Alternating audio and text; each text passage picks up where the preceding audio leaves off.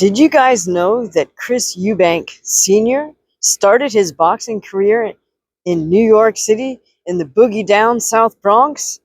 I didn't realize that, but in doing a little bit of research for Eubank Ben coming up on April 26, I found out simply from Wikipedia that Chris Eubank, the father, started boxing at Jerome Boxing in the Bronx. Now, here's the thing that struck me about that, because even through the 90s and 2000s, Jerome Boxing Club was not for the light at heart.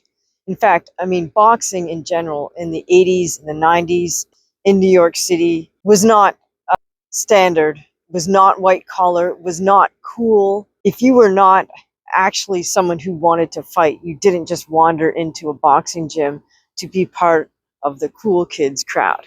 Boxing did not become mainstream until a few years later in the mid to late 90s and early 2000s. Now, what it tells me about Chris Eubank Sr., if he was able to walk into Jerome Boxing Club and stick around long enough, he won apparently the Spanish gloves in, I think, 1984, and then made it to the semifinals of the New York City Golden Gloves.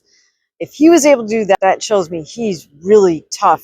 He's got a really tough character, because no doubt an English kid walking into Jerome Boxing Club in New York City, English kid doing the New York City Golden Gloves in the mid 80s, he would have gotten like razzed to no end. That shows me what strength of character that Chris Eubank Sr. had when he started out, and he still carried through to this day. Now, Chris Eubank Sr. is known for his, as they say, granite chin and just being so incredibly tough in the ring.